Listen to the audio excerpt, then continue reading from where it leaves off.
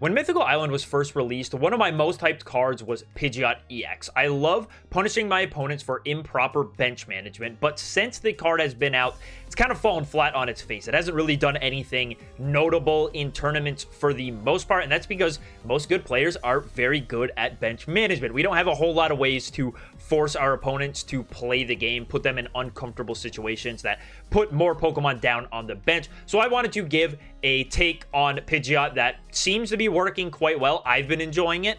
Guys, I'm sorry I keep asking you to like and subscribe, but everyone I know in real life knows about this channel, and my coolness is directly tied to how big that sub count number is, so please, for me, do it. Here we are taking a look at the list. I'm sorry for ugly Pokemon Pocket mode. My deck builder is not really working all that well. I'll start to slowly scroll through while I'm talking. This list is a culmination of testing that you're going to see throughout this video. So you're going to see how I got to the card counts that I did. Let me just quickly go through all the way to the end here so you can pause the video. If I'm going too fast, again, just pause the video, guys. It's you should know how to do that. So what we're doing is we're doing a Pidgeot with fighting style deck. I was playing a lot of Greninja fighting box, and I thought, all right, man, why would I not just try it with Pidgeot? Fighting seems to be the best toolbox that we have right now for a lot of different matchups, so why not just put it all together with Pidgeot? Now, you're going to see some notable exclusions, mostly being that Marshadow. Marshadow is not here because when you're attaching to Marshadow, you're just not attaching to Pidgeot, and we don't really play the cards to make Marshadow work as well as it should, namely being Greninja. Marshadow would help in the Pikachu matchup, but for the most part, if you can just get into Pidgeot EX, you're going to do fine against Pikachu. They've got to load up their bench. Things should go well for you if you could just get into that Pidgeot.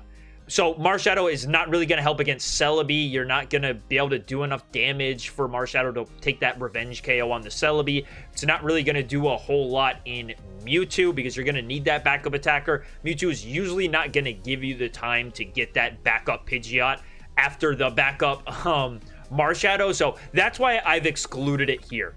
In the beginning, I tried it with Aerodactyl. Aerodactyl felt like the best part about Aerodactyl was that I cut down one Hitmonlee and was just playing one Hitmonlee, one Farfetch, two Pidgey, and that let me find the Pidgeys a lot easier off of my Pokeballs, but Aerodactyl just felt like it was doing nothing the entire time. I never wanted to be attacking with Aerodactyl, no matter what, so wasn't a fan. The Hitmonlee is really the strongest guy here. Hitmonlee is fantastic for fixing math on any of my opponent's Pokemon that are out of the active spot and they're, you know, properly managing their bench. Hitmonlee can also force your opponent to bench some more things. Hitmonlee can take knockouts and make that Pokemon Flute work better in the early game. So I really love the Hitmonlee. I don't know what I was saying. I think I was just saying Hitmontop. I don't know. Hitmonlee has felt really, really good as like the most valuable early game attacker. The other great early game attacker is that Farfetch'd. Farfetch'd is just a fantastic. Here's 40 damage. Now, it's pretty much every card is in range of Pidgeot, no matter how well they've managed their bench. Even if they have one Pokemon on the bench, Pidgeot's going to be able to find a knockout in there.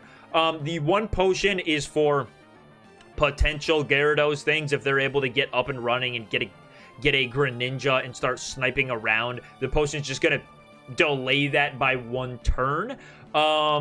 The double Giovanni is there because Giovanni's our most important card. Sabrina is okay for the most part. When you're playing these games, you're going to notice that if your opponent has played their bench fine, they're going to have something on the bench that can soak a hit from Pidgeot EX.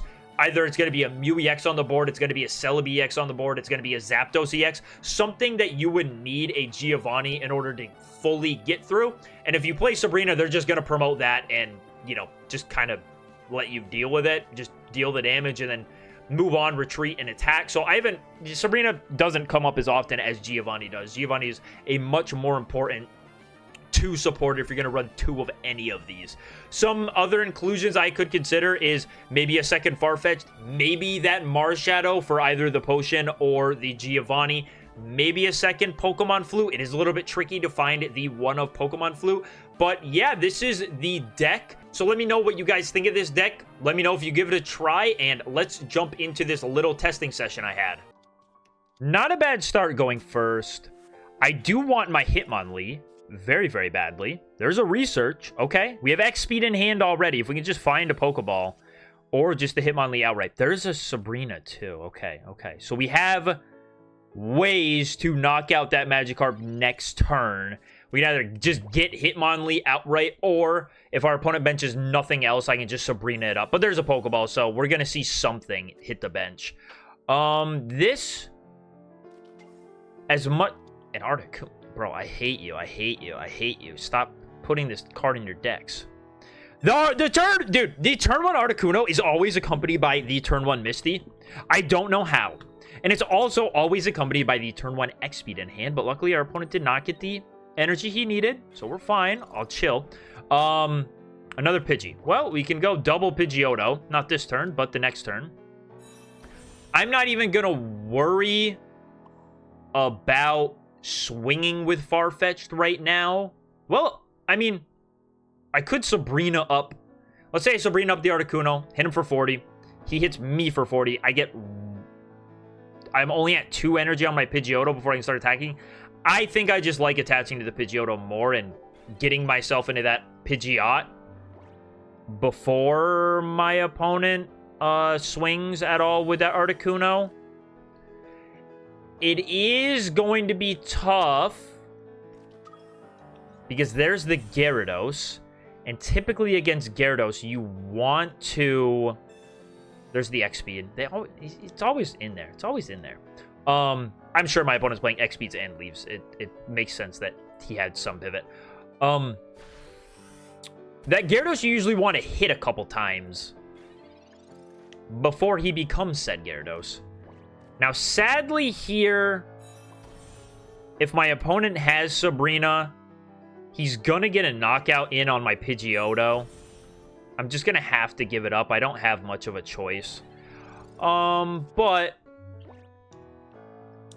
we are not in the best spot. Articuno having 140 really, really hurts this deck. It really does. We found every basic but the Hitmonlee. Just a little bit unfortunate there. And there's Vaporeon, too. So our opponent's going to be able to start, you know, switching damage. Well, actually, hold on. This Articuno is going to get through me in 2 attacks. I don't know how we go about winning this. There's an old Amber. It might be doable. It might be doable. But I think for it to happen, it's not going to involve going through Articuno right now. I think that's going to have to be a later problem. This Sabrina is either going to let me knock out the Vaporeon or hit into the Gyarados,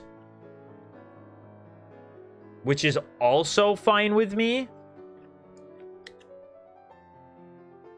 We'll just have to see what he wants to give up. So he wants to go into Gyarados and let me get the first swing in here. Pretty decent, I guess. I mean, I'm only hitting for 120. So it's not really that great. I mean, I can X-Speed into Pidgeotto next turn and attach the Aerodactyl and try to find the knockout that way. Or I guess if he puts all of his energy up onto this Gyarados this turn, I would just be able to revenge KO it, and our opponent would be left with nothing. But he could also just attach the Gyarados, Leaf out, and go into Articuno. I was really hoping our opponent gave up Vaporeon there, and we just had to find a way to knock out that Articuno to win the game. But because damaging the Gyarados isn't too impactful, if our opponent has the Leaf out of it, gonna wash out. I'm fine with putting my money on my opponent not having a Misty's for a heads next turn. I'm cool with that. Against these water decks, sometimes it's the best you can do. There's a Giovanni. So, I mean, what else can our opponent attack with? Right? I'm down to 10 damage. Oh no, boo-hoo. Second Pidgeot. Cool. We might as well just evolve into Aerodactyl here. Man, I can even just... Should I do that? What could my opponent hit me for 20 with? A Staryu? Is he playing Starmie? But I feel like I can't... No, because if he has Leaf, he just wins. What's more likely? A Leaf in this deck or a Staryu after what we've seen? Probably a Leaf. A Leaf will just give him the game. So let's just attack with Scattering Cyclone again. And hope my opponent doesn't have some Pokemon that can do exactly 10 HP. Or 10 damage, or 20 damage, whatever. The only thing I can think that my opponent might have is the Eevee with the Tumble attack. Continuous Tumble or whatever. And we are also worried about... There's the Eevee. So he's just going for the Continuous Tumble? We're putting this game on a Continuous Tumble? Are we for real? Okay. Alright. Spam click. This Pikachu coin sucks. You don't get it. You don't get it. Never. Never. Come on. Alright, man. Oh, yeah. Keep going. Yeah, why not? Alright, man. GG's. GG's. Celbi with the Hitmonlee start is bad. But it's okay. I'm going to hold the Pokeball. Because I have Pidgeot in hand. And I'm telling you, this game knows what your hand is and will ensure that the Pokeball does not give you what you need. So I'm holding it. I'm going to see if I top deck Farfetch'd or the Pidgey, whatever. And then we'll play the Pokeball next turn. But I'm not falling for the game's tricks anymore. Let me know if that happens to you guys. Because I feel like 99% of the time, it doesn't matter. There's the Pidgey. It doesn't matter if the odds are actually 2 and 3. If I'm holding the Evos, this Pokeball will not turn into the basic of those guys. It will turn into whatever else is still in the deck. And then we get both Pidgey. Okay, cool. Cool. Now we can just start attaching to the Pidge. Our opponent seems to want to be taking it slow. I guess just so Hitmonlee isn't spamming their bench. Not because they know I'm playing Pidgeot. I didn't bench anything that showed Pidgeot that turn. He just didn't want his Snivy or whatever to start getting sniped. It's okay. If I can live this turn, I'll feel fine about it.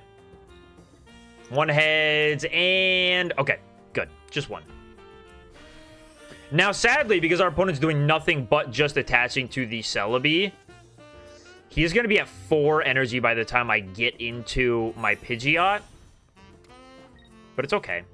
4 energy, it's pretty low odds that he gets the knockout on Pidgeot. We find X-Speed, X-Speed. I don't really want to retreat into Pidgey. I mean, I could do it and try to prevent my opponent from taking another prize. Am I ever going to get into double Pidgeot this game? It seems unlikely. It seems really, really unlikely. I think attacking with Aerodactyl is probably more likely. So let's just do it. Let's X-Speed out of here into the Pidgey. And if he gets knocked out, he gets knocked out. If he lives, cool. My opponent has one more thing to get through after he eventually knocks out this Pidgeot. There's an Execute. If he benches one more thing, there it is. Okay, so it's Executor, Celebi, Mew. But now that he's benched this, I can just Giovanni knock this out next turn. That feels great. And depending on how coin flips, we might just be in such a commanding position. Let's see. He needs 2 heads. Good odds for him. 1 tails, 1 heads. I was correct in retreating into the Pidgey. Okay. Don't know why my opponent decided to load up his bench at this time, especially with the Mew. Hey, there's second Pidgeotto. All right, so we get to go. We just get to play our hand down to 0 and telegraph that we are now in top deck mode, but it's okay. It's okay. Getting this Celebi out of here is pretty important. We X-Speed into Pidgeot. We can just swing. Giovanni for my knockout. Now, how we get through an Executor that's going to be healing with potions and everything, it's going to suck. But the Executor damage output is pretty low when you're 170 HP. Pidgeot. All right, doesn't even matter. He saw that. That was all he needed to see. Hey, shouldn't have benched the Mew, buddy. I don't know what the thought process was behind that, but manage your bench, and you will win more games. Okay, we're going second against Machamp. And we have a hand of things. We have X-Speed at least to get into Farfetch if we draw him, and there he is. The game gave me what I wanted before I could even say it. Okay, cool. So let's just go X-Speed into Farfetch. We'll pitch that Pokeball and just take something out of the deck. We're set up pretty well right now. Be fantastic to see a Hitmonlee. Dude, game, let me finish my thoughts. I was going to say it'd be fantastic to see a Hitmonlee in case this thing tries to run away. I don't know off the top of my head how much HP Machoke has. I would wager it's probably 100, so I'm not going to be able to Giovanni Farfetch and knock it out this next turn. But if he evolves this into a Machoke, he's still a turn behind on attachments. Machoke needs 2 energy to attack. Looks like he's just going for Marshadow if he can do it. So what do I want to do here? I don't quite want to lose my Farfetch.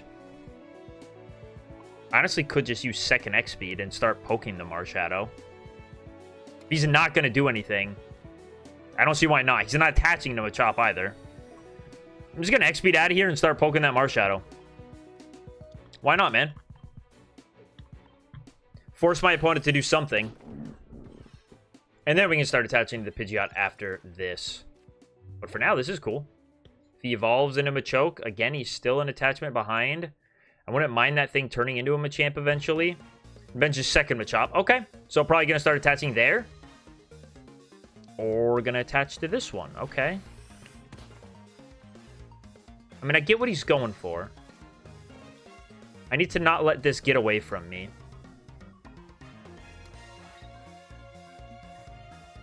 Oh, how great would a Sabrina be here? To Sabrina, knock out this Machop, Marshadow comes up, I Giovanni KO it with Farfetch. How fantastic would that be? But it's not going to happen.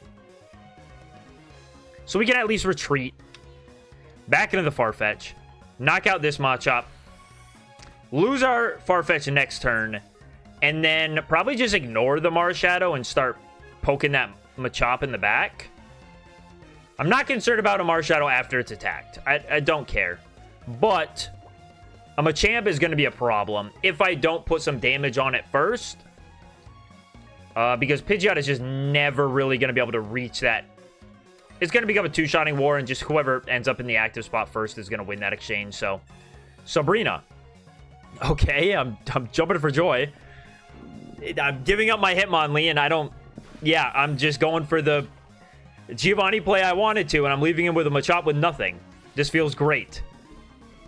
This feels fantastic. We got 9 cards left in deck. Still looking for Pidgeotto. Dude, it's like every time I say something this game, I get the card.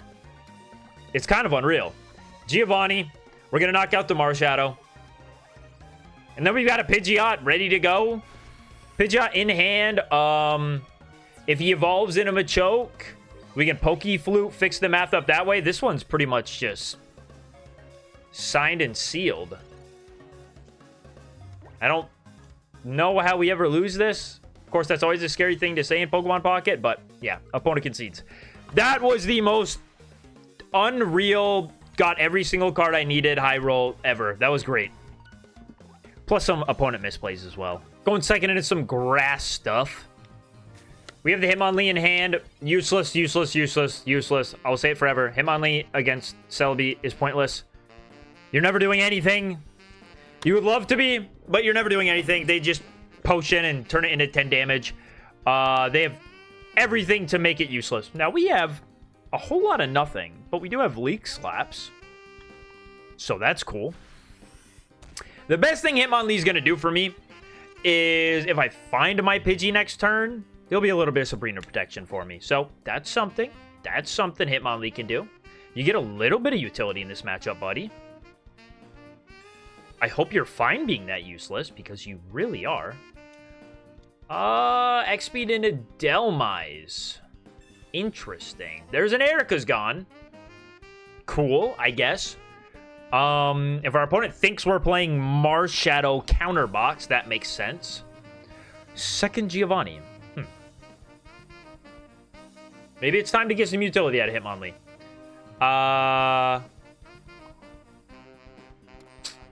Start softening up the Celbi. Doesn't matter. We're not playing something that can knock out this Celbi from 90 HP beside, or 100 HP besides the Pidgeot. And so if we don't find that Pidgeot, we're just as well off as trying to get a prize here. I'm saving the Giovannis because I'm going to need them, and I don't want to spend 2 of them to knock out this Delmise. I'm okay with him poking for 20 here. I could potion the damage off. There's Pidgey. Cool, cool. All right. This is why we're saving the Giovannis, because I'm likely, after benching this Pidgey, I don't expect my opponent to bench much else. I'm going to potion, so if he wants to retreat into Celbi, I'm going to force the extra heads flip out of that attack to knock me out. And the potion's not really going to be relevant anywhere else. It's kind of like, if you get into Pidgeot and your opponent has benched enough Pokemon, you're going to run away with the game. So let's find that Pidgeot and make that happen. And Erica's. Okay. Okay. Yeah, I didn't want to use... At any point, I could have double Giovanni to fix the math on this Delmise and ensure I got the knockout, but I just don't really want to do that. Okay. Here's Pidgeotto. Now, we are in a scary situation of our opponent ramping up that Celbi and ramping up the Superior. And I can't, as much as I would love to, without another benched Pokemon, I can't just bench or Sabrina knock out whatever I want. But he's going to go into the Celbi right now. Hee hee. Haha. As long as I don't see a red card, this Celbi's gone. Should have attacked with the Delmise, buddy. I mean, either way, the turn after that, we would have been kind of okay. Because our opponent would be only flipping to 3 coins. He would have had to attach to the Delmise to get that knockout this turn. This is fine. Go for the 6. Oh, I was rooting for you, buddy. I'm sorry. How beautiful. 3 on top, 3 on bottom. Now, it still would have been hard to knock out the Celbi after getting through a Delmise without that Pokemon Flute. But we don't got to worry about it. That's an alternate universe. We're in the one we're living in right now, which is the one where I knock out this Celebi. And my opponent has to find some way back into this. Giovanni. And we just get to Scattering Cyclone. Essentially resetting our opponent's board back to 0. He can't come in and attack with that Delmise. I will knock it out next turn. He could retreat. He could... Opponent concede. Alright, I was going to say he could bench a Celebi and retreat and do an attack, but I have the other Giovanni in hand as well. So we had it either way there.